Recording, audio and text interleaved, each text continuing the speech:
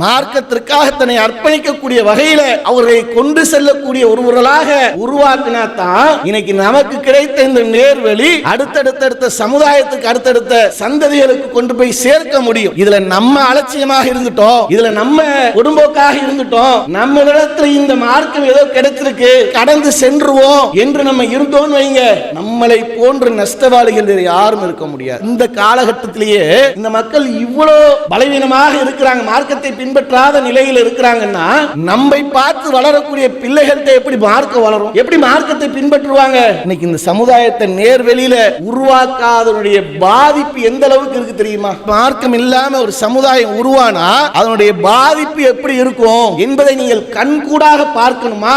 முதியோர் இல்லத்துக்கு வாங்க, இந்த இல்லத்தை நீங்கள் வந்து ஒரு நாள் சந்திச்சு பாருங்க. எல்லாம் அல்ல அல்லாஹ்வின் நல்லடியார்களே, சகோதர சகோதரிகளே, தமிழ்நாடு தௌஹீத் ஜமாத் திருவாரூர் தெற்கு மாவட்டத்தின் செயல் வீரர்கள் வீராங்கனைகள் கூட்டத்திலே இங்கு நாம் எல்லாம் பங்கு பெற்று இருக்கின்றோம். நாம் ஏற்றிருக்கக்கூடிய இந்த இஸ்லாமிய மார்க்கத்தை, இந்த ஓரிரை கொள்கையை மக்கள் மத்தியில் கொண்டு சேர்க்கக்கூடிய ஒரு பொறுப்பாக நம்மீது சுமத்தப்பட்டிருக்கின்றது.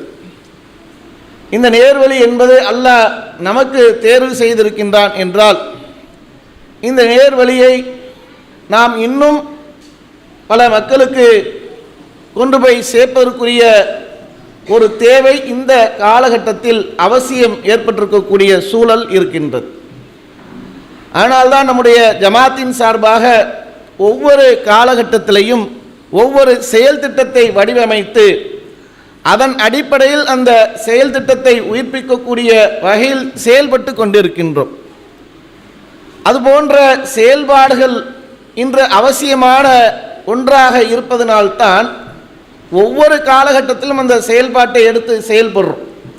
அதில் இப்போது எடுத்திருக்கக்கூடிய செயல்பாடு அல்லாஹ்வின் தூதர் நபிகள் நாயகம் ஸல்லல்லாஹு அலைஹி வஸல்லம் அவர்கள் எந்த மக்களுக்கு மத்தியில் மார்க்கத்தை சொல்வதற்காக வந்தார்களோ அந்த மக்களுக்கு மத்தியில் அவர்கள் இருந்த அந்த சூழலை பார்த்து, அந்த நிலையை பார்த்து அல்லாஹ்வின் தூதர் அவர்கள் மிகப்பெரிய அளவுக்கு கவலையுற்றவர்களாக அவர்களுடைய நிலையை பார்த்து அவர்களை இந்த ஏகத்துவத்தின் பக்கம் அழைத்து சென்றுவிட வேண்டும், நரகத்துடைய விளிம்பில் இருக்கக்கூடியவர்களை பாதுகாத்து சொர்க்கத்தின் பக்கம் அழைத்து செல்ல வேண்டும் என்பதாக அல்லாஹ்வின் தூதர் அவர்கள் ரொம்ப வருந்தியவர்களாக கவலை கொண்டார்கள்.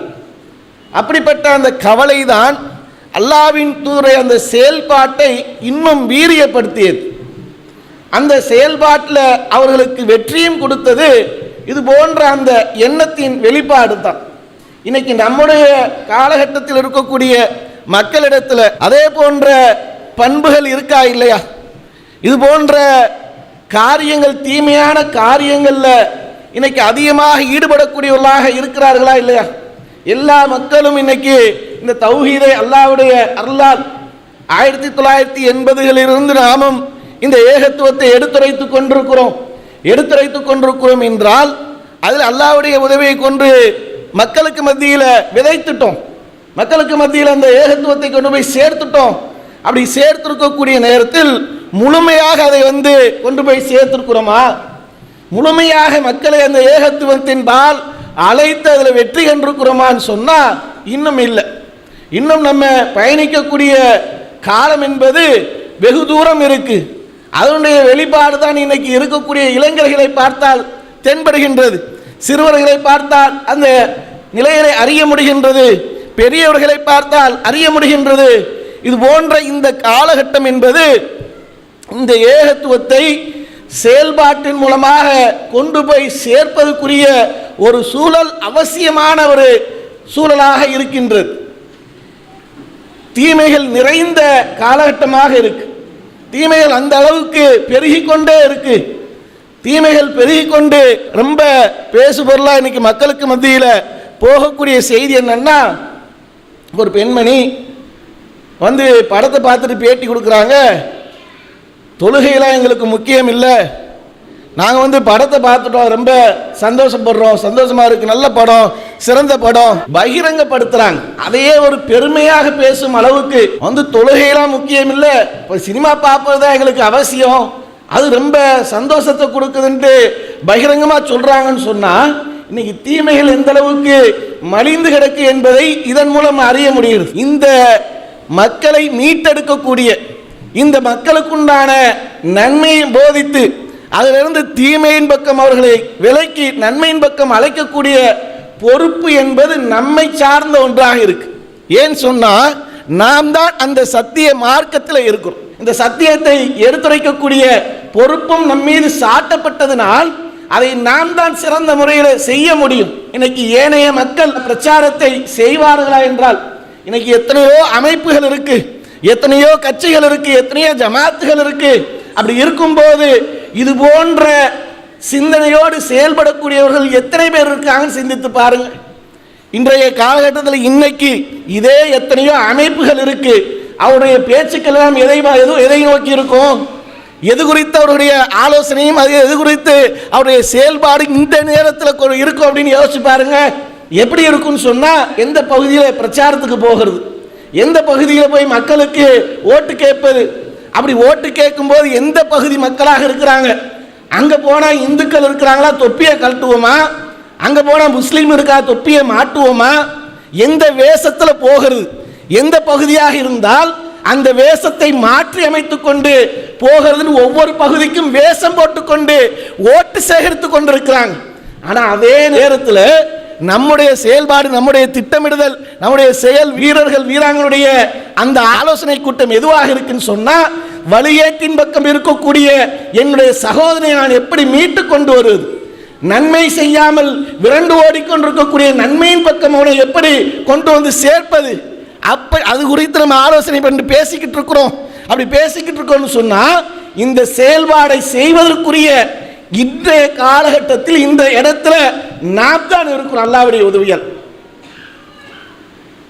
அவருக்கு ஒவ்வொருத்தரும் ஒரு பக்கம் என்ன பேச்சுக்கள் ஓடிக்கிட்டு இருக்குன்னா, எனக்கு சீட்டு மறுக்கப்பட்டாச்சு, எனக்கு சீட்டு மறுக்கப்பட்டாச்சு, அங்கே நான் ஃபோன் பண்ண எடுக்கலை, அங்கே பஞ்சாயத்து, எனக்கு நான் கொடுப்பாங்கன்னு நம்பிக்கிட்டு இருந்தேன், எனக்கு கொடுக்க மறுத்துட்டாங்க. இப்படி அவருடைய பேச்சுக்கள் எல்லாம் எதை நோக்கி போய்கிட்டு இருக்குன்னா, இன்றைய காலகட்டத்தில் இருக்க சூழலுக்கு தகுந்தால் போகுது. அதே சூழல் இப்படி போகுதே, இதை எப்படி சரி பண்ணுவது, இதுதான் நம்மளுடைய. அப்ப நம்ம களத்தில் இருக்கிறோம்னு சொன்னா, அல்லாஹ்வின் தூதர் எந்த காலகட்ட மக்களிடத்தில் மார்க்கத்தை சொல்லி அந்த மக்களை சரியான பாதையின் பக்கம் அழைத்து அவர்களை எப்படி செயல் வீரர்களாக வீராங்கனைகளாக மாற்றினார்களோ அந்த பண்பு இன்னைக்கு நம்மளிடத்தில் தேவை. அல்லாஹ்வின் தூதர்கள் ஒவ்வொரு நாளும் செயல் வீரர்கள் வீராங்கனைகள் கூட்டம் போட்டாங்க. தினந்தோறும் சஹாபாக்களை வைத்துக் கொண்டு ஆலோசனை செய்து கொண்டிருந்தாங்க. அந்த மக்களுக்கு தர்பியத்தை போதித்துக் கொண்டிருந்தாங்க. தர்பியாக்களை நடத்திக்கிட்டே இருந்தாங்க. அந்த தர்பியாக்கள் மூலமாகத்தான் அவர்கள் தர்பியத்தை பெற்று அந்த அளவுக்கு மார்க்கத்திற்காக தன்னை தியாகம் செய்யக்கூடிய அளவுக்கு, தன்னை அர்ப்பணிக்கக்கூடிய அளவுக்கு மாறினாங்க. எந்த அளவுக்கு அவர்கள் மாறக்கூடிய சூழல் இருந்ததுன்னு சொன்னா, எனக்கு கிடைத்த இந்த நேர்வழி எல்லோருக்கும் கிடைக்கணும். அல்லாஹ்வின் தூதர்கள் அந்த மார்க்கத்தை கேட்ட அபூதர் கிஃபாரி ரலியல்லாஹு அன்ஹு அவர்களுக்கு ஒரு செய்தி எட்டுது. என்ன செய்தி எட்டுது அப்படின்னு சொன்னா, ஏதோ முகமது என்ற ஒரு நபர் அங்கே ஏதோ பிரச்சாரம் செய்து கொண்டிருக்கிறாராம். மக்கத்து குறைஷிகள் மத்தியில் ஏதோ ஒரு ஏகத்தோன்ற பேரில் எடுத்துரைத்துக் கொண்டிருக்கிறாராமே, அது குறித்து எனக்கு தகவல் வேணும் என்று அவருடைய சகோதரர் அனுப்பி என்ன பிரச்சாரம் செய்கிற என்ன சொல்றாருன்னு கேட்டறிஞ்சிட்டு வாங்க என்று அனுப்புறாங்க. அப்படி அனுப்பினா அங்கே போய் அவர்கள் விசாரித்து கொண்டு அவருடைய சகோதரருக்கு பதில் அளிக்கிறதுக்காக வராங்க. அவர் அல்லாஹ்வை மட்டும் வணங்கணும்னு சொல்றார், நன்மையை செய்ய சொல்றார், தீமையை விட்டு விலகி கொள்ளுகின்றார், பொய் சொல்லாத, புறம் பேசாத, விபச்சாரம் செய்யாத, பெண் குழந்தைகளை கொல்லாது போன்ற பல செயல்களை அவர் சொல்லிக் கொண்டிருக்கிறார் என்று ஒரு இடத்துல தன்னுடைய சகோதரனுக்கு கொண்டு செய்தியை கொடுத்த உடனே, நீ எனக்கு இது மட்டும் போதுமானதாக இல்லை, இந்த செய்தி எனக்கு திருப்தியாக இல்லை, இன்னும் நானே போய் என்ன பண்றேன், அவரிடத்தில் என்ன செய்தியை சொல்கின்றார் என்பதை நான் அறிந்து வருகிறேன் என்று அபூதர் கிஃபாரி ரலியல்லாஹு அன்ஹு அவர்கள் கிளம்பி அங்கே போய் அல்லாஹ்வின் தூதரை பார்ப்பதற்காக போறாங்க. போனா அங்க போய் அல்லாஹ்வின் தூதரை இலகுவா பார்த்து விட்டு வரக்கூடிய சூழல் அன்றைய காலகட்டத்தில் இல்லை. எதிரிகள் ரொம்ப ஆக்ரோஷமாக இருக்கிறாங்க.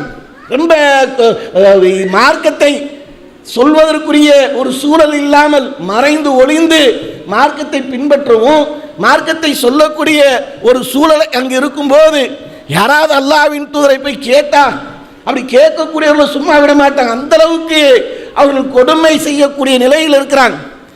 இப்படி இருக்கக்கூடிய நிலையில் அதை அறிந்து அல்லாஹ்வின் தூதரை எப்படியாவது பார்த்து விட்டு போகணும்ட்டு அங்கே காபத்துல்லா பக்கத்தில் இருந்து கொண்டு மறைந்து ஒளிந்து அல்லாஹ்வின் தூதரை பார்ப்பதற்காக திட்டமிட்டு இருக்கிறாங்க. அப்படி இருக்கும்போது ஒரு சூழல் அல்லாஹ்வின் தூதரை போய் சந்திச்சிடுறாங்க. சந்தித்து விட்டு அவர்களை அல்லாஹ்வின் தூதர் சொல்லப்பட்ட அந்த செய்தியை அவர் உள்வாங்கி அவர் அந்த இடத்துல இஸ்லாத்தை ஏற்றுக்கொள்கிறார். அந்த இடத்துல இஸ்லாத்தை ஏற்றுக்கொண்டு மார்க்கத்தை பின்பற்றக்கூடிய அளவுக்கு அவர்களிடத்தில் அந்த அல்லாஹ் நேர்வழியை கொடுத்துட்றான். அப்போது அல்லாஹ்வின் தூதர்கள் சொல்றாங்க, இந்த செய்தியை நீ போய் பகிரங்கப்படுத்தாத, இந்த செய்தியை போய் நீ வெளியில சொன்னா இன்னைக்கு இருக்கக்கூடிய சூழல்ல உனக்கு ரொம்ப சிரமத்தை கொடுத்துருவாங்க, உன்னை ரொம்ப துன்படுத்துவாங்க, இப்ப வெளிப்படுத்தாத, பிறகு ஒரு காலம் வரும்போது ஒரு சூழல் வரும்போது அதை வெளிப்படுத்தி கொள்ளலான்றாங்க. அவரால் பொறுக்க முடியல. இதற்கு முன்பாக இருந்த வழி என்பது எப்படிப்பட்ட வழி? ஒரு வழிகேட்டில் இருந்தோம், ஒரு நேர்வழி இல்லாமல் மனோ இச்சையை பின்பற்றி கொண்டு மனோ இச்சையை தான் மார்க்கம் என்று வாழ்ந்து கொண்டிருந்தோம். அப்படிப்பட்ட ஒரு நிலையில் இருக்கும்போது இது சத்தியம் என்று தெரிந்த பிறகு வணக்கத்துக்குரிய அல்லாஹ்வை தவிர வேறு யாரும் இல்லை, வணங்குவதற்கு தகுதியான அல்லாஹ் மட்டும்தான். இந்த அல்லாஹ்வை நாம் ஏற்றுக்கொண்ட பிறகு இந்த முஹம்மதுடைய போதனையை நான் செவிமடித்த பிறகு நான் எப்படி இந்த இடத்தில் அவர்கள் மறைக்கிறார்கள், ஒழிக்கிறார்கள், அடிக்கிறார்கள் என்பதற்காக அப்படி மறைக்க முடியாது. போய் அவர்களிடத்தில் பகிரங்கப்படுத்திடணும், ஏகத்துவத்தை எடுத்து சொல்லிடணும். போய் நின்று அங்க மக்களுக்கு அழைப்பு கொடுக்கிறார். குறைசி கூட்டங்களே அழைத்து விட்டு வணக்கத்துக்குரிய அல்லாஹ்வை தவிர வேறு யாரும் இல்லை, வணங்குவதற்கு தகுதியான அல்லாஹ் மட்டும்தான். இந்த முஹம்மது அவருடைய அல்லாஹ்வுடைய அடியாராகவும் அடிமையாகவும் இருக்கின்றார், தூதராக இருக்கிறார், சாட்சி பகர்றேன் என்று சொன்னா ஏற்கனவே கொந்தளிப்பில் இருக்கிறாங்க. அவன் வணங்கக்கூடிய கடவுளை பற்றி ஏசுகிறார், குறை சொல்றார், கடவுள் இல்லை என்று சொல்றார், அல்லாஹ் மட்டும்தான் வணங்குகின்றார். என்னிடத்தில் வாழ்ந்து கொண்டிருந்த சாதாரண ஒரு சாமானியன் இறைவனுடைய தூதர் என்று வாதித்துக் கொண்டிருக்கிறார். அவனை ஒரு தூதராக ஏற்றுக்கொண்டா சும்மா விடுவாங்களா? அவருடைய பார்வையில் சாமானிய மனிதராக சுற்றித் திரிந்த இந்த நபர் தன்னை இறை தூதர் என்று சொல்றாரு, நம்ம வணங்கக்கூடிய தெய்வத்தை குறை சொல்றாரு. இப்படின்னு ஏற்கனவே அவர்கள் கொந்தளிப்பில் இருக்கும்போது இதை அழைப்பு கொடுத்த மாத்திரத்தில் அவர்களை போட்டு ரொம்ப அடித்து தொல்லை பண்றாங்க, பிரிச்சு எடுக்கிறாங்க. அப்போது அந்த இடத்துல அப்பாஸ் ரலியல்லாஹு அவர்கள் உள்ள புகுந்து என்ன பண்றாங்கன்னு சொன்னா தடுக்கிறாங்க. தடுத்து இவரையா அடிக்கிறீங்க, இவர் யார் தெரியுமா? கிஃபாரி குலத்தை சார்ந்தவர், நீங்கள் வியாபாரத்துக்கு போகிறதா இருந்தால் அங்கிட்டு தான் போகணும், அங்கிட்டு போனால் நீங்கள் சும்மா இருப்பீங்களா? குறைசிகள் எல்லாம் வியாபாரிகள், வியாபாரம் செய்வதற்கு அங்கே பொருட்கள் எல்லாம் எடுத்துகிட்டு போகணும். நீங்கள் போனால் அவங்க சும்மா விட்டுருவாங்களா? அந்த குலத்தை சார்ந்த ஒரு தலைவரை போட்டு நீங்கள் அடிக்கிற, அவங்க என்ன பண்ணுவாங்கன்னு இப்படி சொன்னோடனே பயந்துட்டு விட்டுறாங்க. அடுத்த நாள் அதே இடத்துல நின்று அதே மாதிரி முதல் நாளில் என்ன அழைப்பு கொடுத்தாரோ பகிரங்கப்படுத்தினாரோ அதே மாதிரி வணக்கத்துக்குரிய அல்லாஹ்வை தவிர வேறு யாரும் இல்லை, வணங்குவதற்கு தகுதி அல்லாஹ் மட்டும்தான் என்று சொல்லிவிட்டு இந்த முஹம்மது அல்லாஹ்வுடைய தூதராகவும் அல்லாஹ்வுடைய அடிமையாக இருக்கிற சாட்சி பகர்றேன். ரெண்டாவது நாளும் கோபம் ரொம்ப அதிகரித்து அடிச்சு துர்ஜம் பண்றாங்க, விடலை, ஆக்ரோஷமாக நிற்கிறாங்க. அப்போ ரெண்டாவது நாள் தடுத்து அவர்களிடத்தில் விலைக்கு அனுப்புகிறாங்க. அவரிடத்தில் இருந்த இந்த வேகம் என்ன என்ன காரணம்? இதுக்கு முன்பாக ஒரு வழிகேட்டில் இருந்தோம், வழிகேட்டின் பக்கம் வாழ்ந்து கொண்டிருந்தோம். நேரிய மார்க்கத்தை அல்லாஹ் நம்மளுக்கு கொடுத்துட்டான், அல்லாஹ்வின் துறவலுக்கு மார்க்கத்தை போதிச்சுட்டாங்க. இதன் பிறகு எப்படி இதை மறைக்கணும், எப்படி மறைக்க முடியும்? பகிரங்க. அதனால் எப்படிப்பட்ட ஒரு பிரச்சனை வந்தாலும் பரவாயில்ல, நம்ம எடுத்து சொல்லியே ஆகணும் என்ற அந்த வேகம் அவரிடத்தில் வந்தது. இன்னைக்கு நமக்கும் அப்படித்தானே, நம்மளும் இதே மாதிரி எப்படிப்பட்ட ஒரு நிலையில் இருந்தோம், வழிகேட்டில் தான் இருந்தோம். தர்காக்களில் போய் முட்டிக்கிட்டு அங்கே போய் சஜிதா சிரம்பணிந்து என்று கிடந்தோம். அல்லாஹ்விடத்தில் கேட்பதை போன்று அவுலியாக்களிடத்தில் போய் கேட்டுக்கிட்டு இருந்தோம். அவுலியாக்களிடத்தில் கேட்டு அவர்களிடத்தில் நம்முடைய தேவைகளை முறையிட்டு கொண்டிருந்தோம். யா அல்லாஹ் எனக்கு வியாபாரத்தில் பரக்கத்தை கொடு, யா அல்லாஹ் எனக்கு பிள்ளை செல்வம் இல்லை பிள்ளை செல்வத்தை கொடு, யா அல்லாஹ் என்னுடைய குடும்பத்தில் பிரச்சனை இருக்கு அப்படின்னு கேட்கிறதை விட அவுலியாக்களிடத்தில் போய் கேட்டுக்கிட்டு அல்லாஹ்ட்ட கேட்கிற அந்த பண்பை விட்டு அவுலியாக்கள்கிட்ட கேட்டுக்கிட்டு தானே இருந்தோம். அப்படிப்பட்ட ஒரு நிலையில் தான் நம்முடைய நிலை இருந்தது. இப்போ அல்லாஹ் அப்படியே நம்மளை நேர்வழியின் பக்கம் கொண்டு வந்து சேர்த்திருக்கான். சத்தியத்தை அல்லாஹ் நம்மளுக்கு தேர்வு செய்து கொடுத்துருக்கான். அப்ப நம்மளிடத்தில் என்ன பண்பு வரணும், என்ன எது வெளிப்படணும்? எனக்கு கிடைத்த இந்த நேர்வழி, எனக்கு கிடைத்த இந்த மார்க்கம் என்னை சுற்றி இருக்கக்கூடிய என்னுடைய சமுதாய மக்களுக்கு கிடைக்கணும், என்னை சுற்றி இருக்கக்கூடிய உறவுகளுக்கு நண்பர்களுக்கு எல்லாத்துக்கும் கிடைக்கணும். அப்ப இந்த மார்க்கத்தை எடுத்து சொல்லணும், அவர்களிடத்தில் போதிக்கணும். இன்னைக்கு பார்த்தால் தொழுகை இல்லாம எத்தனை நபர்கள் இருக்கிறாங்க. ஒரு மாநாடு நடத்தினா பல்லாயிரக்கணக்கான மக்கள் திரண்டு வராங்க. ஒரு பொதுக்கூட்டம் போட்டா பல 100 நபர்கள் திரண்டு நிற்கிறாங்க. இதற்கெல்லாம் நம்மளுக்கு ஒரு பெரிய விஷயமே இல்லை. ஆனாலும் ஒரு செயல் திட்டம் எடுத்தா, ஒரு மாநாட்டை அறிவிச்சா பல மாதங்கள் நம்ம எடுத்திருப்போம். ஒரு மாநாட்டை அறிவிச்சோன்னு சொன்னா பல மாதங்கள் அதற்கு முன்பாக அறிவிச்சிருப்பையே. மக்களை திரட்டுறதுக்கா அவர் சிறுகொலை மாநாட்டை 1.5 வருஷத்துக்கு முன்னாடி அறிவிச்சு நம்ம மாநாடு நடத்தினோம். திருக்குரான் மாநாடு 1 வருஷத்துக்கு முன்பாக அறிவிச்சு, திருக்குரான் மாநாடு ஏன் 1 வருஷத்துக்கு முன்னாடி அறிவிக்கணும்? மக்களை திரட்டுறதுக்கா? மக்களை திரட்டுவது நோக்கமே இல்லை. உடனே மக்களை திரட்டிடலாம். ஆனால் அந்த மாநாட்டு ஒரு செயல் திட்டத்தை அறிவித்து அதற்கான ஒரு கால அவகாசத்தை கொடுக்குறோன்னு சொன்னா அதற்கான நோக்கமே என்ன தெரியுமா? நமக்கு அல்லாஹ் தேர்வு செய்த இந்த சத்திய மார்க்கம் எல்லா மக்களுக்கும் கொண்டு போய் சேர்க்கணும். அதற்கு ஒரு வடிவத்தை ஃப்ரேம் பண்ணி அந்த ஃப்ரேமை வைத்து நம்ம மக்கள்கிட்ட கொண்டு போய் சேர்க்கணும். இதுதான் நம்ம கால அவகாசம் எடுக்கிறதுக்கான முக்கிய நோக்கமே. வேற எந்த ஒரு நோக்கமும் கிடையாது.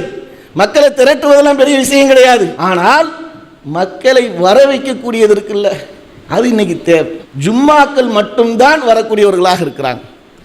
ரமலான் மாதத்தில் இரவு தொழுகைக்கு வரக்கூடியவர்களாக இருக்கிறாங்க. ஏனைய வக்து தொழுகைக்கு பள்ளியை நிறைக்கக்கூடியவர்களாக இருக்கிறாங்களா? எங்க போனாங்க? ஏனைய மற்ற வக்து தொழுகைக்கு ஆளை காணவே, நன்மையான காரியங்கள் ஈடுபடுவதற்கு ஆள் இல்லையே. என்ன காரணம்? அவர்களிடத்தில் அது போன்ற அந்த அமல்களுக்குரிய ஆர்வம் இல்லை, நன்மைக்குரிய ஆர்வம் இல்லை. இதை யார்கிட்ட போய் சொல்றது? நம்ம தானே சொல்லணும். பள்ளியை மட்டும் கட்டி வைத்துட்டா, பள்ளியை மட்டும் பிரம்மாண்டமாக அமைத்து விட்டால் போதுமானதா? நம்முடைய ஜமாத்துடைய முக்கியமான நோக்கமே மார்க்கத்தை சொல்வதுதான். மார்க்கத்தை சொல்வதை தாண்டி வேற எந்த ஒரு தேவையுமே இல்லை. அதுதான் நம்முடைய முதன்மையான கடமையாக இருக்கும். சமுதாயத்தை எந்த அளவுக்கு உருவாக்குவதற்கு நம்ம பாடுபட வேண்டும் என்றால், இன்னைக்கு இளைஞர்கள் வேறு திசையில் போறாங்கன்னு எல்லாம் யார் வந்தாலும் இதைத்தான் பேசிக்கிட்டே இருப்போம். ஏன்னா இன்னைக்கு அந்த அளவுக்கு போகக்கூடிய நிலை அவலங்கள் ஏற்பட்டிருக்கு. உட்காந்து கேம்ல உட்காந்து மூழ்கி கிடக்கிறான். ரோட்ல போற மக்கள் அவரவர் பெரியவங்களாம் என்ன பண்ணுவாங்கன்னு சொன்னா, ஏதாவது ஒரு கவலையில, குடும்ப கவலையில சம்பளத்தை வாங்கியாச்சு, இன்னைக்கு 5ஆம் தேதி ஆயிடுச்சு, வீட்டுக்கு போனால் மனைவி வீட்டுக்கு போன மாதமே காசு அதிகமாக கேட்டா, அந்த கடன் வாங்கினது அவன் நிற்பான்.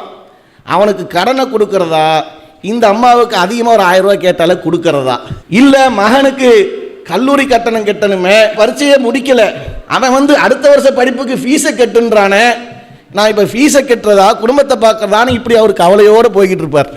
அந்த மனுஷன் சம்பளத்தை வாங்கிட்டு ஏதோ இப்படி கணக்கு போட்டு மனசன் போய்கிட்டே இருப்பார். அன்றைக்கி நம்ம பிள்ளைகளுடைய நிலை என்ன இருக்குன்னா, மூளையில் உட்காந்துக்கிட்டு டே புர்றா புர்றா புர்றாங்கிறான். அந்த ஆள் பதறி போய் அவன் கடன் வாங்கினவன் நம்மளை துரத்திட்டு வரானோ அப்படின்ட்டு அவர் பக்கம் ஒரு பதறி போய் ஓடுறாரு. இவனை கடன்காரன் வந்துட்டான்டா ஓடுறா அப்படின்ட்டு. வெட்டுறா அவனை வெட்டுறா, பிடிக்க விடாதரா, சுடுறான்றான். யாரா அது நம்மளை சுட வரா? கடன்காரன்னு சுட வரானா? வாங்கின கடனை திருப்பி கொடுத்துறேன்னு சொல்லித்தானே வாங்கினேன்னு அவர் பாவம் பதறி போய் அந்த ஆள் என்ன பண்ணுறாருன்னா ஓடுறாரு, ஓடி ஒளிகிறார். மூளைக்கு இந்த மாதிரி கேம் வச்சு விளையாடிக்கிட்டு இருக்கலாம். இப்படி இன்னைக்கு இளைஞர்கள் இருக்கிறாங்கன்னா இவர்களை நேர்வழியின் பக்கம் அழைக்கக்கூடிய பொறுப்பு யார்ட்ட இருக்கு? நேர்வழியில் கொண்டு வரக்கூடிய கடமை யார்ட்ட இருக்கு? நபி தோழருடைய வாழ்க்கை வரலாறு எடுத்து பாருங்க. அப்துல்லா ரலியல்லாஹு அன்ஹு அவர்கள் அல்லாஹ்வின் தூதர்கள்ட்ட போர்க்களத்தில் கலந்து கொள்ளக்கூடிய ஒரு சூழலை அறிவிக்கிறாங்க. அல்லாஹ்வின் தூதர் போர்க்களத்தை நாளைக்கு ஒரு போர்க்களத்தை நம்ம சந்திக்கணும், அதில் போர்க்களத்துக்கு நீங்கள் வாங்க. அப்படி வந்து அந்த போர்க்களத்தில் நீங்கள் வந்து கலந்து கொண்டா நாளைக்கு மரணிக்கக்கூடியவர்கள் நீங்கள் முதன்மையானவராக இருக்கலான்ட்டு அல்லாஹ்வின் தூதர் எச்சரிக்கை செஞ்சுட்டாங்க. இவருக்கும் உள்ளத்தில் தோணுனா இப்போ இது போன்ற ஒரு சூழலாக இருந்தால் இன்றைக்கி நம்ம என்ன பண்ணுவோம்? இப்படி நம்ம இது மாதிரி ஒரு நிலை ஏற்பட்டுச்சுன்னா நம்ம என்ன செய்வோம்னா, ஒன்று எப்போ எஸ்கேப் ஆகும், இதிலிருந்து தப்பிக்கிறது எப்போ, இப்படி தான் நம்ம திட்டமிடுவோம். அதான் நம்ம மனிதர்களுடைய நம்மளுடைய நிலை அப்படித்தான் இருக்கும். ஆனால் அவர்கள் சொன்ன மாத்திரத்தில் தன்னுடைய பிள்ளையை அழைக்கிறாங்க. தன்னுடைய பிள்ளையை அழைச்சி அல்லாஹ்வின் தூதர் ஒரு நாளைக்கு ஒரு போரில் கலந்துக்கணும்னு சொல்லியிருக்கிறாங்க.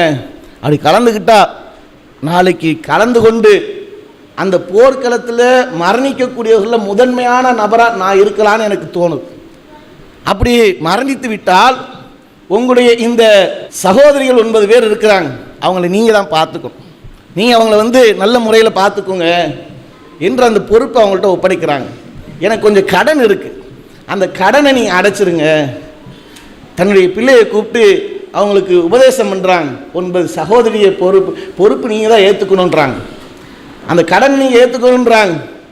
அந்த போர்க்களத்திலேருந்து தப்பிக்கிறது எப்படின்னு யோசிக்கலை. போர்க்களத்துக்கு போகணும், அதற்கு முன்பாக நம்மளிடத்தில் இருக்கக்கூடிய அந்த பொறுப்பை தன்னுடைய பிள்ளைகிட்ட கொடுத்துட்டு அவர்களுக்கு உபதேசத்தை பண்ணிட்டு போயிடணுன்ட்டு வந்து கூப்பிட்டு அழைக்கிறாங்க. அந்த போர்க்களத்தில் தன்னுடைய தந்தை எந்த அளவுக்கு கொடூரமாக கொலை செய்யப்பட்டிருந்தார்கள் என்றால் அவருடைய உடலெல்லாம் சிதைக்கப்பட்டிருந்தது. போய் பார்த்து கதறி கதறி அழுகிறாங்க. ஆரம்பத்தில் சஹாபா தடுக்கிறாங்க, அல்லாஹ்வின் தூதர் அனுமதின்றாங்க. அனுமதிச்சிட பிறகு பார்த்துட்டு ரொம்ப துடிக்கிறாங்க. இவ்வளோ பெரிய சம்பவத்தை பார்த்துட்டு தந்தை இந்த அளவுக்கு மார்க்கத்துக்காக தன்னுடைய உயிரை தியாகம் பண்ணியிருக்கிறாங்க, அவருடைய உடலை பார்த்து கதறாங்க. எப்படி இருக்கு யோசித்து பாருங்க. அதில் ஒரு குடும்ப பொறுப்பை ஒப்படைச்சிட்டு போயிருக்காங்க, கடனை விட்டு போயிருக்கிறாங்க. நம்மளாக இருந்தால் இந்த பொறுப்பையும் இந்த கடனையும் வைத்தே காலத்தை ஓட்டி கொண்டு எந்த பக்கமும் வராம அதிலேயே ஓடிட்டே இருப்போம். தங்கச்சி இருக்கு, கடன் இருக்குன்னு இப்படியே என்ன பண்ணுவோம்? இந்த காரணத்தை வைத்து எந்த அமல்களையும் எந்த தாவா பணி எந்த சிறப்பு பணிகளையும் கலந்து கொள்ளாமல் விலகி கொண்டு போவோம். அவர்களும் போர்க்களத்துக்கு போயிருக்காங்கன்னா எந்த அளவுக்கு உருவாக்கி இருக்கிறாங்க பாருங்க. தன்னுடைய பிள்ளையை மார்க்கத்திற்காக அர்ப்பணிக்கக்கூடிய வகையில் எப்படி உருவாக்கி இருந்திருக்கார்கள். அப்படி உருவாக்குவதனுடைய விளைவு தானே அவர்களும் போர்க்களத்தில் போய் சென்று திரும்பி வராங்க. அப்போ இது போன்ற ஒரு சமுதாயத்தை நாம் இன்னைக்கு உருவாக்கணும். மார்க்கத்திற்காக தன்னை அர்ப்பணிக்கக்கூடிய வகையில் அவர்களை கொண்டு செல்லக்கூடிய ஒருவர்களாக உருவாக்கினாத்தான் இன்னைக்கு நமக்கு கிடைத்த இந்த நேர்வழி அடுத்தடுத்த சமுதாயத்துக்கு அடுத்தடுத்த சந்ததிகளுக்கு கொண்டு போய் சேர்க்க முடியும். இதில் நம்ம அலட்சியமாக இருந்துட்டோம், இதில் நம்ம பொடும்போக்காக இருந்துட்டோம்.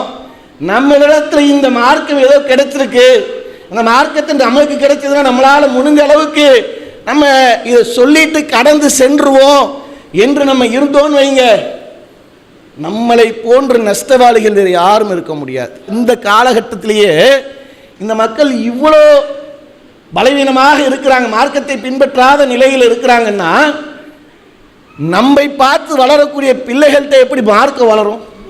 எப்படி மார்க்கத்தை பின்பற்றுவாங்க? எவ்வாறு உருவாகுவாங்க? இன்னைக்கு இந்த சமுதாயத்தை நேர்வெளியில் உருவாக்காதனுடைய பாதிப்பு எந்த அளவுக்கு இருக்கு தெரியுமா? அதனுடைய பாதிப்பு தெரிய வேண்டும் என்றால் நம்மள்கிட்ட மார்க்கம் இல்லாமல் ஒரு சமுதாயம் உருவானா அதனுடைய பாதிப்பு எப்படி இருக்கும் என்பதை நீங்கள் கண்கூடாக பார்க்கணுமா?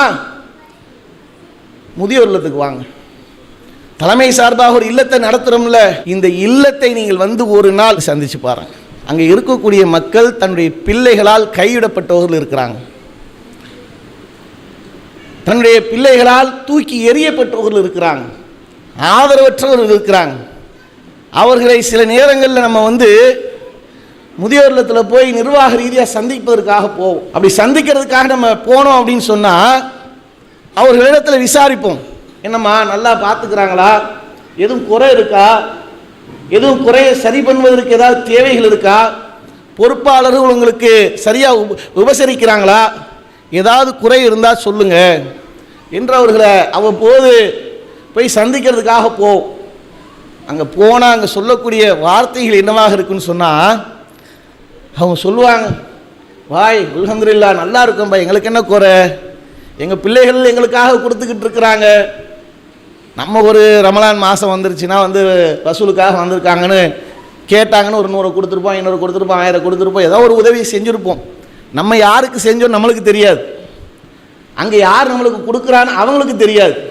ஆனால் அவங்க நம்மளுக்காக அங்கே உட்காந்து கொண்டு, என் பிள்ளைகள்லாம் எங்களுக்கு கொடுத்துக்கிட்டு இருக்கேன், அந்த பிள்ளைகள்லாம் நல்லா இருக்கட்டும், அல்ஹம்துலில்லாஹ் அல்லாஹ் அவங்களுக்கு பரக்கத்து செய்யட்டும், அவங்க குடும்பத்துக்கு அல்லாஹ் அருள் புரியட்டும் என்று அவர்கள் அங்கே உட்காந்து துவா செஞ்சுட்டு அவங்க சொல்லுவாங்க, எங்களுக்கு எந்த குறையும் இல்லை வாப்பா, எந்த எங்களுக்கு குறை, நல்லா இருக்குது, நேரத்துக்கு சாப்பாடு வந்துடுது, கரெக்டாக டீ வந்துடுது, கரெக்டாக பிஸ்கெட் வந்துடுது. நான் பிஸ்கெட் சாப்பிடுவேன்னா ரஸ்க்கு சாப்பிடுவேன்னு பார்த்து இந்த அம்மா ரஸ்க்கு தான் சாப்பிடும், அவங்களுக்கு ரஸ்க்கு கொடுப்பாங்க, எனக்கு பிஸ்கெட் கொடுப்பாங்க, நான் பிஸ்கெட் தான் சாப்பிடுவேன், அதெல்லாம் பார்த்து பார்த்து கரெக்டாக செஞ்சிடுறாங்க என்று அவங்க சொல்லிட்டு, அந்த பேச்சில் நம்ம அவங்கள்ட்ட கேட்கும்போது கூடுதலாக என்ன வார்த்தைகளில் ஒரு திருப்தி தெரியுது, வார்த்தைகளில் அல்ஹம்துலில்லாஹ் நல்லா இருக்குன்றீங்க, ஆனால் அந்த முகம் சரியில்லையே, ஏதோ ஒரு உள்ளே இருக்கிற மாதிரி இருக்க, ஏன் என்ன காரணம் அப்படின்னு சொன்னால், அப்போ அவங்க சொல்கிறாங்க, பாய் இப்ராஹிம் பாய் நீங்கள் கேட்குறீங்க, எங்களுக்கு சந்தோஷமாக இருக்குது அல்ஹம்துலில்லாஹ், அப்பப்போ கேட்குறீங்க விசாரிக்கிறீங்க, ஆனால் நீங்கள் கேட்குற மாதிரி என் மகன் என்னிடத்துல கேட்டிருந்தா, அம்மா நல்லா இருக்கியான்னு என்னிடத்துல கேட்டிருந்தா நான் எவ்வளோ சந்தோஷப்பட்டிருப்பேன், அம்மா சாப்பிட்டியான்னு அவன் ஒரு வார்த்தை கேட்டிருந்தா நான் எவ்வளோ சந்தோஷப்பட்டிருப்பேன், எனக்கு பேரம்பேத்தியெல்லாம் இருக்குது, அவர்கள் என் மடியில் விளையாடி இருந்தால் எவ்வளோ சந்தோஷப்பட்டிருப்பேன், அதான் எனக்கு ரொம்ப வருத்தம், நீங்களாம் கேட்குறீங்க அல்லாஹ் உங்களுக்கு அருள் புரியட்டும், அந்த மக்களுக்கு கொடுக்குறவங்களுக்கு அருள் புரியட்டும், இப்படி துவா செஞ்சுட்டு அவங்களுக்கு ஒரு கவலை என்னவாக இருக்குன்னு சொன்னால், பெற்றெடுத்த பிள்ளை இருந்து நம்மளை கேட்கலையே. அதுக்கப்புறம் சொல்கிறாங்க, எந்த தாயும் தகப்பனிடத்தில் இருந்தும் வராத ஒரு வார்த்தை நம்முடைய ஒவ்வொருடைய பெற்றோர்களுடைய ஆசை என்னவாக இருக்குன்னா, பெற்றெடுத்த பிள்ளைகளிடத்தில் இருந்து அவர்களை வளர்த்து அவர்களை உருவாக்கி அவர்களை ஒரு கட்டத்தில் கொண்டு போய் சேர்த்துட்டு அவர்களிடத்தில் எதிர்பார்ப்பது, நம்ம என்ன எதிர்பார்ப்போம்னா, நம்ம வயசான பிறகு ஒரு தளர்ந்த பிறகு அவன் நம்மளை வைத்து மாடுகள் வைத்து அழகு பார்க்கணும், நம்மளுக்கு தங்க ஆபரணங்களை போட்டு அழகு பார்க்கணும், இதெல்லாம் நம்ம யோசிக்கவே மாட்டோம். அந்த பிள்ளைகிட்ட இருந்து நம்ம எதிர்பார்ப்பது, கடைசி நேரத்தில் தளர்ந்து போகும்போது எனக்கு ஒரு உறுதுணையாக இருந்து நான் மரணித்து விட்டால் அவன் என்னை தூக்கி போட்டு அடக்கம் செய்யும், என்னை தொழுக வைத்து அடக்கம் செய்யணும், என் பிள்ளை எனக்காக துவா செய்யணும், இதுதான் ஒவ்வொருடைய பெற்றோருடைய ஆசையாக இருக்கும். ஆனால் அந்த அம்மா சொல்கிறாங்க, பாய் அடுத்த முறை வந்தால் உயிரோடு இருப்பேனான்னு எனக்கு தெரியாது, அப்படி நான் மரணித்து விட்டால் என்னுடைய ஜனாசாவை என் பிள்ளைகிட்ட தயவுசெய்து கொடுத்துறாதீங்க, என் பிள்ளைகிட்ட என்னுடைய ஜனாசாவை தயவுசெய்து கொடுத்துறாங்க, எப்படி நீங்கள் பார்த்துக்கிட்டீங்களோ எங்களை பராமரிச்சிங்களோ நீங்களே துவா செஞ்சு நீங்களே என்னை அடக்கம் பண்ணிடுங்க. எவ்வளோ மனவேதனையில் சொல்லுவாங்க, யோசிச்சு பாருங்களா. குரானில் சொல்கிறான், பெற்றோரை பார்த்து சீன்னு சொல்லாதங்கிறான். அல்லாஹ்வின் தூதருக்கு அந்த சமுதாயம் எவ்வளோ அநியாய அக்கிரமங்களை அநீதிழைச்சிருக்கிறாங்க. அப்படி அநியாயங்களை அநீதிகள் இழைத்த நேரத்தில் கூட அந்த சமுதாயத்தை அல்லாஹ்வின் தூதர் சபிக்கலை, மாறாக அவர்கள் மீது இரக்கம் கொண்டார்கள். அல்லாவே சிலாகித்து சொல்லும் அளவுக்கு, முகமதே நீ சொல்லக்கூடிய செய்தி அவர்கள் கேட்கவில்லை என்பதற்காக உங்களை நீங்கள் மாய்த்துக் கொள்வீர்களா? அந்த அளவுக்கு அல்லாஹ்வின் தூதர் கவலைப்பட்டிருக்காங்க. அந்த சமுதாயத்தை ஏசிது. ஆனால் ஒரு நேரத்தில் அல்லாஹ்வின் தூதர் சொல்றாங்க, அவனுடைய மூக்கு மண்ணை கவட்டும், அவனுடைய மூக்கு மண்ணை கவட்டும், அவனுடைய மூக்கு மண்ணை கவட்டும்ன்றாங்க. அல்லாஹ்வின் தூதர்கிட்ட இப்படிப்பட்ட பண்பு வெளிப்படாதே. சஹாபாக்களுக்கு ஆச்சரியமா இருக்கு. அல்லாஹ்வின் தூதர் யாருடைய மூக்கு மண்ணை கவட்டுன்றீங்க? யாருக்கு தாய் தகப்பன் இருவரில் ஒருவர் இருந்து அவர்கள் மூலம் அவன் சொர்க்கம் செல்லலையோ அவனுடைய மூக்கு மண்ணை கவட்டும், நாசமா போட்டுன்றாங்க. இப்படி அல்லாஹ்வின் தூதர் சபிக்கிறாங்கப்பா. நீ சாதாரணமாக போய் அவங்க அம்மாவை சேர்க்கணுங்கிறிய. எப்படிப்பட்ட சமுதாயம் உருவாகிட்டு இருக்கு பார்த்தீங்களா? இது போன்ற அவல நிலையில் இந்த சமுதாயம் கைவிடப்பட்டவர்கள் தான் அந்த இல்லத்தில் இருக்கிறாங்க. அதனால தான் சொல்கிறேன், நம்மளிடத்தில் மார்க்கம் சரியான முறையில் இல்லைன்னா அது எந்த நிலைக்கு போகுன்றதை நீங்கள் ப்ராக்டிக்கலாக பாருங்கன்ட்டு. நீங்கள் போய் நீங்கள் சந்திச்சிங்கன்னு வைங்களேன், அவங்கள்ட்ட விசாரித்தா உங்களுக்கு பிள்ளை இருக்கானா இல்லைன்னுவாங்க. என்னம்மா உங்களுக்கு பிள்ளை எத்தனை பிள்ளை? எனக்கு பிள்ளையே இல்லைன்றுவாங்க. தூக்கி வீசினதுனால கோபத்தில் பிள்ளை இருக்கான்னு கேட்டால் கூட இல்லைன்றுவாங்க. அவ்வளோ வெறுப்பு. அந்த நிலையில் அங்கே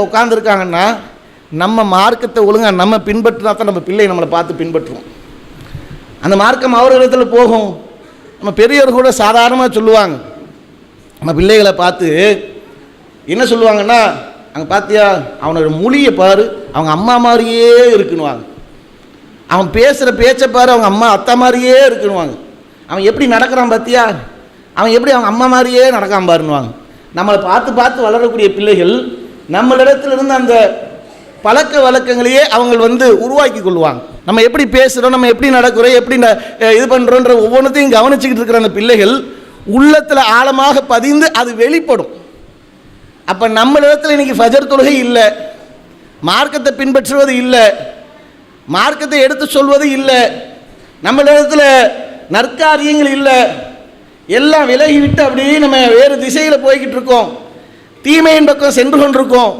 இப்படி இருந்தா படுத்து உறங்கி கொண்டிருக்கக்கூடிய நம்மளை பார்த்து அந்த பிள்ளை வளர்ந்தா அவன் நாளைக்கு ஃபஜருக்கு தொழுகைக்கு போவானா? தீமையான காரியங்களில் நம்ம ஈடுபட்டு கொண்டிருந்தா, அது தீமை என்றே நினைக்காமல் செல்போன்களில் நம்ம மூழ்கி கிடந்தா, நம்மளை பார்த்து அந்த பிள்ளை வளர்ந்தா அவன் அந்த பிள்ளை எப்படி வளருவான்? அவன்கிட்ட என்ன பண்பு வெளியாகும்? அப்போ அவனிடத்தில் மார்க்கம் இல்லைன்னா, அவனிடத்தில் இந்த கொள்கை போய் சேரலன்னு சொன்னால் அவன் எங்கே கொண்டு போய் நம்மளை சேர்ப்பான்? இங்கே தான் போய் சேர். அவனிடத்தில் அந்த பயம் இருக்காது, அல்லாஹ்வுடைய பயம் இருக்காது. அல்லாஹ் சீன்னு சொல்லாதன்னு சொல்கிறானே, அல்லாஹ்வின் தூதர்களை சபித்திருக்கிறார்களே, நமக்கு சொர்க்கத்திற்கு கொண்டு போய் சேர்க்கக்கூடிய சொத்தே தன்னுடைய பெற்றோர் என்று சொன்னாங்களே, அந்த சொத்தையா நம்ம இழப்பது, அதையா தூக்கி வீசுவது?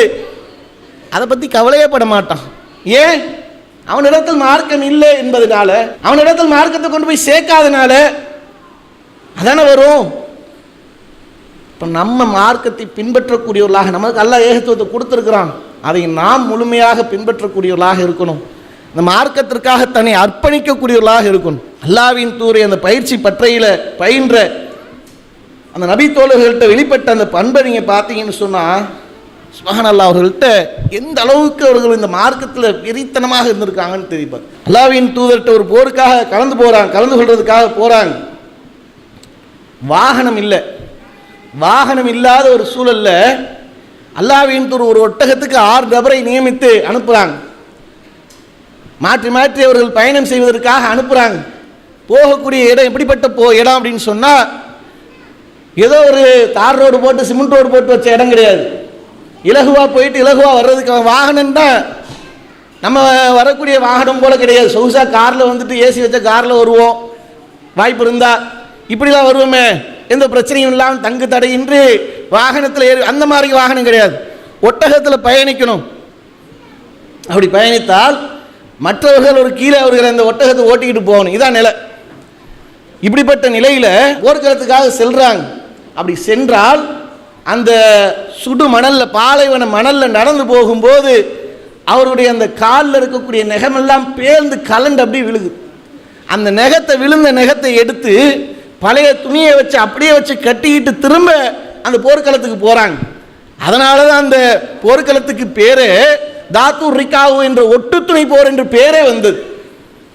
அந்த போர்க்களத்துக்கு அவ்வளோ சிரமப்பட்டு போகிறாங்க. அப்படி போனால் அந்த களத்தில் நின்று அப்படிப்பட்ட ஒரு இக்கட்டான நிலைக்கு நெகமெல்லாம் கலந்து போனால் அதை எடுத்து அதே இடத்துல வச்சு கட்டிட்டு போகிறாங்கன்னா எவ்வளோ அந்த கொள்கையில் அந்த மார்க்கத்தை வெறித்தனமாக நேசித்திருப்பாங்கன்னு யோசிச்சு பாருங்க. அந்த வெறித்தனம் இன்னைக்கு நம்ம இடத்துல வேணும். நமக்கு இது போன்ற போர்க்களம் கிடையாது. இன்றைய காலகட்டத்தில் நமக்கு இது போன்ற ஒரு போர்க்களம் கிடையாது. மாறாக நமக்கான போர்க்களம் எல்லாம் என்ன தெரியுமா? சிறுக்கை ஒழிக்கணும், இணை வைக்கக்கூடிய மக்களை அதில் இருந்து வென்றெடுத்து நேரிய வழியில் கொண்டு வந்து சேர்க்கணும். இதுதான் நம்முடைய களம். குர்ஆனை விட்டு விலகி இருக்கக்கூடிய சமுதாயத்தை குர்ஆனை படிக்க வைத்து அந்த ஏகத்துவத்தின் பக்கம் அவர்களை கொண்டு வந்து சேர்த்து குர்ஆனோடு அவர்கள் உறவாடும் அளவுக்கு அவர்களை கொண்டு வந்து சேர்க்கும். இதான் நம்முடைய போர்க்களம். அல்லாஹ்வின் தூதருடைய அந்த போதனையை விளங்கியவர்களாக இல்லாமல் அதை விட்டு விலகியவர்களை அதன் பக்கம் அழைத்து, அல்லாஹ்வின் தூதர் தான் உன்னுடைய முழுமையான ரோல் மாடல், உன்னுடைய ஹீரோ என்றால் அல்லாஹ்வின் தூதர் மட்டும்தான், அதன் பக்கம் அழைக்கணும். இதுதான் நம்முடைய போர்க்களம். நமக்கான களமே என்னன்னு சொன்னா, இந்த தாவாக்களம் தான் போர்க்களம். அந்த தாவாக்களத்தில் வீரியமாக வெறி கொண்டு செயல்பட்டோன்னு சொன்னா நிச்சயமாக நமக்கு நம்மை பாதுகாக்க முடியும். நம்முடைய ஈமானை நாம் பாதுகாக்க முடியும். நம்மளிடத்தில் நம்மை சுற்றி இருக்கக்கூடிய மக்களோடு அவர்களிடத்தில் கொண்டு போய் சேர்த்து அவர்களை வென்றெடுக்க முடியும். இதுதான் இன்னைக்கு தேவை. நமக்கு கிடைத்த இந்த மார்க்கம் ஏனைய மக்களுக்கு கிடைக்கணுன்ற அந்த சிந்தனை நம்மளிடத்தில் ஆழமாக பதிந்திருந்தால்தான் இந்த செயல்பாட்டில் உள்ளார்ந்து நம்மளால் செயல்பட முடியும். நான் நேரிய மார்க்கத்தில் இருக்கிறேன், என்னுடைய இந்த கொள்கையை மக்களுக்கு சேர்க்கணும். அப்போ இதற்காக தனிநபர் தாவாக்களை போய் சந்திக்கணும். நம்ம இன்னைக்கு இந்த இடத்துல உட்கார்ந்துருக்கிறோமே, ஆரம்பத்தில் இப்படிப்பட்ட ஒரு கட்டமைப்பெலாம் இருக்காது. அந்த நேரத்தில் பள்ளிகள் இல்லாத ஒரு சூழலில் தெரு முனைகளில் போய் நின்று அவர்களை போய் அழைப்பு கொடுத்துருப்போம், தனிநபராக சந்திச்சிருப்போம். அப்படி சந்தித்த நபர்களாகத்தான் நம்ம இன்னைக்கு அதிகமான நபர்கள் இருப்போம். ஏதோ ஒரு பெண்கள் பயானம் நடத்தி பொதுக்கூட்டத்தை நடத்தி மாநாடுகள் நடத்தி வென்றெடுத்த கூட்டம் இல்லை.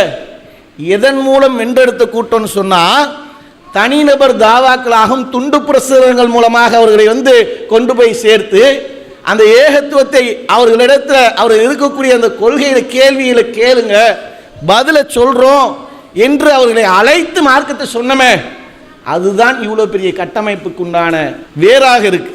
அந்த வேர் இன்னும் ஆழமாக பதியணும்னு சொன்னால் தனிநபர் தாவாவை எடுங்க, கையில் எடுங்க. இது யார்கிட்ட போகணும்னு சொன்னால் மாற்று கொள்கை மக்களிடத்தில் போகணும், மாற்று மதத்தவர்கள் மக்கள் கையில் போகணும். அப்படிப்பட்ட தலைப்பு. அல்லாஹ்வின் தூதர் அவர்களுடைய ஆட்சி காலகட்டத்தில் அவர்களுக்கு கீழே இருந்த அந்த குடிமக்களை எப்படி வழி நடத்தினாங்க, எப்படி அவர்களுக்கு சலுகையை காட்டினாங்க, அந்த மக்கள் மீது எவ்வளோ இறக்கப்பட்டாங்க.